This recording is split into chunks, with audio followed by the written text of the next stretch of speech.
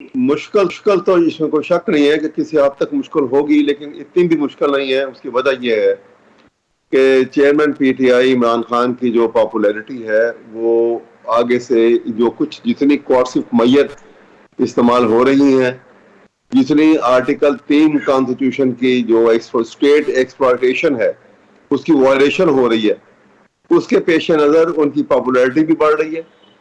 और ये कॉन्स्टिट्यूशन की वायलेशन बार बार जो कि जिस तरीके से की जा रही है, इसके नताज बड़े भयानक होंगे, क्योंकि एक पॉपुलर लीडर को इस तरीके से और उसके सपोर्टर्स को इस अंदाज में और जो जो उनके ऊपर तशद्दुद और कोर्सिव मैयर इस्तेमाल करके उनको मजबूर किया गया है, उनके बिजनेस तबाह किए गए हैं कि वो जो है वो इनसे अलहदगी अख्तियार कर लें।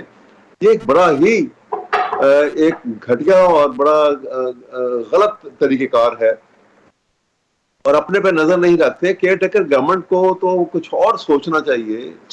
ये फेयर, ट्रांसपेरेंट, फ्री इलेक्शन की तरफ क्या ये कदम बढ़ा रहे हैं? अच्छा, काकर साहब की एक तो वैसे रेपुटेशन खराब हो चुकी है जब उन्होंने जहाज लेके और कौमी एक्सचेकर के ऊपर करोड़ों रुपया खर्च कर दिए जो उनका मैंडेट ही नहीं था। अब तो वक्त आएगा जिस दिन ये 90 दिन पूरे होते हैं या जिस दिन ये अलग होंगे, उस दिन नया पे एक नया केस लेके आ जाएगी कि भाई आप ये पैसे जो हैं अपने एसेट्स जो हैं आपके पर्सनल, वहां से ये पैसे जो हैं ये सरकारी खजाने में जमा कराएं। ये इतना गलत रुझान है कि ये जो ब्रीच ऑफ ट्रस्ट जो है, ये अमानत में खयानत है। इसको समझने की कोशिश करनी चाहिए हमें, खास तौर पे उन लोगों को जो ऐसी सिचुएशन में आते हैं और इतने अहम ओहदों पे फाइज होते हैं। ये तो बड़ी तकलीफदेह सूरत हाल है जो ये पैदा की जा रही है। और साथ साथ ये जो आपने देखा कि जिस तरह से उस्मान डार के साथ हुआ है, उससे पहले बाकी जो इनके थे लीडर्स थे, वर्कर्स थे, और अब अभी पीछे शायद वो हबीब वगैरह जो दूसरे लोग हैं। तो इस तरह से क्या हो जाएगा? ये क्या आपको वो अहमद फराज का शेर मुझे याद आ रहा है कि उसे खबर नहीं कि रात जब किसी खुर्शीद को शहीद करे तो सुबह एक नया सूरज तराश लाती है। लेकिन सर वो तो बात आपकी ठीक है, लेकिन ये साइफर केस के हवाले से भी ये खबरें सामने आई कि तहरीक इंसाफ की जो लीगल टीम है वो इसमें बहुत ज्यादा मुश्किलात देख रही है और उनको भी लग रहा है कि जैसे चेयरमैन पीटीआई का इससे निकलना मुश्किल है। आप किस तरह से देखते हैं साइफर केस के हवाले से? क्या वाकई ऐसा है कि वहां पर बचना जो है वो या उससे निकलना कानूनी तौर पर मुश्किल होगा? कानूनी एतबार से तो उसमें कोई पेचीदगी नहीं है। जिस एक्ट के तहत इस वक्त उनके खिलाफ कार्रवाई हो रही है, वो जो अमेंडेड एक्ट इन्होंने उसका जो है ऑफिशियल सीक्रेट एक्ट को उन्होंने एक बिल पास करके उसका एक्ट बनाया था, वो तो वैसे भी डिस्प्यूटेड है। ये मैटर जब ऊपर जाएगा तो उसके वारिस जो है वो जेर बहस आएंगे। जब प्रेसिडेंट ऑफ पाकिस्तान ने कह दिया कि मेरे सिग्नेचर के बगैर ये निकल गया था, तो ये बहुत सारे एस्पेक्ट हैं जो जेर बहस आएंगे, सुप्रीम कोर्ट में भी आएंगे, हाई कोर्ट में भी आएंगे।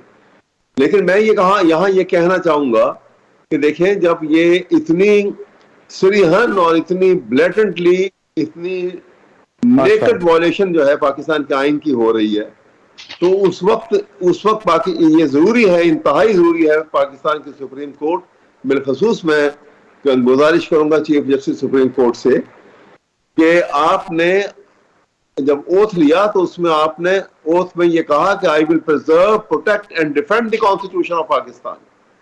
पाकिस्तान के आइन को आप न प्रिजर्व कर सकते हैं, ना प्रोटेक्ट कर सकते हैं, ना डिफेंड कर सकते हैं जब तक फंडामेंटल राइट्स की हिफाजत नहीं कर सकते। और फंडामेंटल राइट्स की वायलेशन इतनी सरीहन हो रही है, ये वायलेशन ऑफ कॉन्स्टिट्यूशन है। It amounts to subversion of the constitution. ये घिनौना, ये एक फेल खेला जा रहा है और इसके नतायज आज नहीं तो कल निकलेंगे जरूर। आज इसको कोई किसी खौफ की वजह से, दबाव की वजह से खामोश रहेगा, लेकिन कल ये बात जो है ये एक लावे की तरह फूटेगी और निकलेगी और बड़े खतरनाक होंगे। अभी होश के नाखून लेने चाहिए हमारी एडमिनिस्ट्रेशन को और ख्याल करना चाहिए कि आइन और कानून की ताबेदारी करें, उसके अच्छा। मुताबिक चलें। लेकिन इसमें अहमद अब एक और मामला जिसके हवाले से खबरें सामने आई थी वो अटक से अडयाला जेल मुंतकली का था। आप इस फैसले को किस तरह से देखते हैं, क्या दुरुस्त किया? ये भी फैसला जो था बड़ी उन्होंने अपनी तरफ से तो जिस अंदाज में चीफ जस्टिस साहब ने ये फैसला किया है, अपने शो किया कि जी वो मेरा ऑर्डर क्यों नहीं माना गया और वहां से इनको क्यों अभी तक शिफ्ट नहीं किया गया। भाई जब वो एक एक्यूज जो आपके पास माजी में बेइंतहा मिसालें मौजूद हैं, अंडर ट्रायल प्रिजनर्स जो हैं या कॉन्विक्टेड जो प्रिजनर्स जो है वो अटक में भी रहे हैं, वो अडयाला जेल में भी रहे हैं।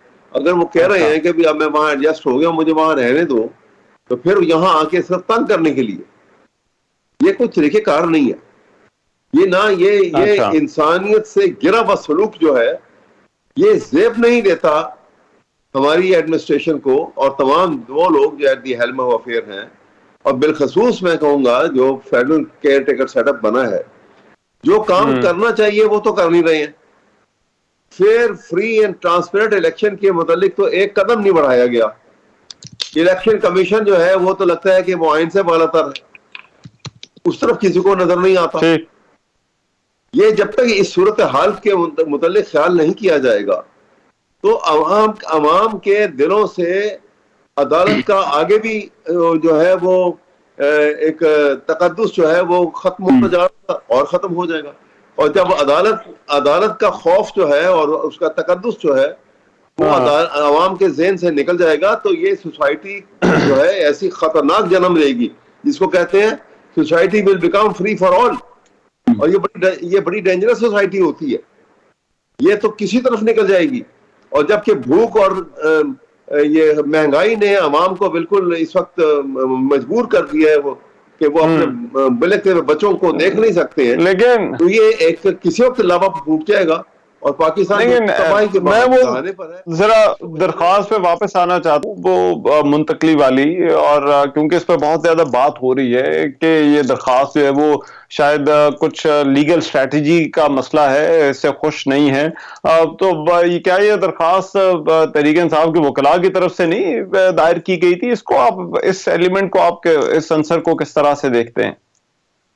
जी साहब, सवाल ये है कि जब उन्होंने इमरान खान ने खुद कह दिया कि मैं यहाँ ठीक हूँ, तो ये ऐसा कौन सा था कि नहीं जी ये जरूर निकाला जाए यहाँ से उनको। ये आप सोचिए ना, इनकी सोच का अंदाज देखिए, इतने छोटे छोटे मैटर को किस तरह बड़ी अहमियत देके आप जो है ये चीफ जस्टिस साहब और जज साहबान साहब काम कर रहे हैं। तो इसका मतलब है कि वो उनके अंदर जो इंडिपेंडेंस जुडिशियल माइंड है वो अप्लाई नहीं हो रहा। ये खतरनाक सूरत हाल है। इसका मतलब है कि ये वो ज़हनियत के अंदर वो जो उसके अंदर जो एक जज के अंदर जो एक मर्द हुर्रियत होना चाहिए ना, एक आजाद मर्द, अच्छा, जो बिल्कुल बगैर किसी खौफ के और बगैर किसी दबाव के फैसला करता है, और वो कभी खौफ भी नहीं खाता कि आज इतने लोग मुझे क्या कहेंगे या इतने लोग मुझे अच्छा कहेंगे या बुरा कहेंगे। जो इंसाफ के तकाजे हैं उनको पूरा करता है। तो जब ये चीजें नहीं होंगी तो अवाम के दिलों से जब ये निकल जाएगा और उसके दिल में एक वो इज्जत और ताज़ीम की जगह पे एक नफरत पैदा हो जाएगी, तो ये बड़ी खतरनाक है।